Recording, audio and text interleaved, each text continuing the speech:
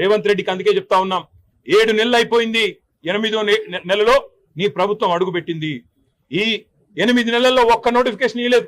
మరి మిగతా 4 నెలల్లో ఎట్లా ఇస్తావు 2 లక్షల ఉద్యోగాలకు నోటిఫికేషన్లు, ఎట్లా ఇస్తావు 2 లక్షల ఉద్యోగాలు?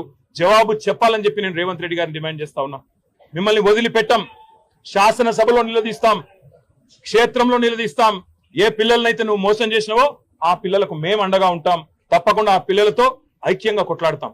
ఇది ఏదో 2 రాజకీయ ఉద్యోగాలకు సంబంధించిన పంచాయతీ కాదు, లక్షలాది మంది తెలంగాణ యువతకు వారి భవిష్యత్తుకు సంబంధించిన అంశం. కాబట్టి ముఖ్యమంత్రి గారు ఇకనైనా బేసిజాలకు పోకుండా, అనవసరపు ప్రెస్టేజ్ ఫాల్స్ ప్రెస్టేజ్ పోకుండా, ఈగోకి పోకుండా అహంకారం తగ్గించుకొని ఇవాళ కండకావరంతో మాట్లాడే విధానాన్ని తగ్గించుకొని ఆ పిల్లలకు క్షమాపణ చెప్పి 2 లక్షల ఉద్యోగాలు ఇస్తానన్న మాట నిలబెట్టుకునే దిశగా వెంటనే నోటిఫికేషన్లు ఇవ్వాలని, వెంటనే ఆ ప్రక్రియ ప్రారంభించాలని, వారు డిమాండ్ చేస్తున్న విధంగా గ్రూప్ 2, గ్రూప్ 3లో పోస్టుల సంఖ్య పెంచాలని, అదే విధంగా డిఎస్సి విషయంలో కూడా మీరే ఏదైతే మాట చెప్పారో ఆ మాటను నిలుపుకోవాలని ఆనాడు మీరే చెప్పారు. ప్రతిపక్ష నాయకుడిగా 21,000 ఉద్యోగాలు ఉన్నాయని చెప్పినారు. అవి కూడా వెంటనే నోటిఫై చేయాలని, అదే విధంగా గ్రూప్ 1లో కూడా 1:100 నిష్పత్తిలో పిలవాలని మేం పెట్టిన డిమాండ్ కాదు.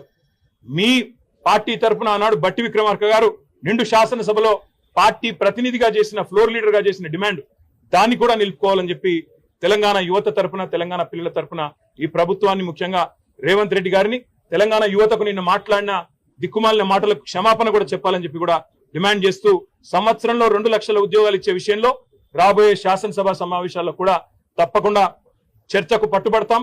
ప్రభుత్వాన్ని శ్వేతపత్రం ప్రచురించమని డిమాండ్ చేస్తాం.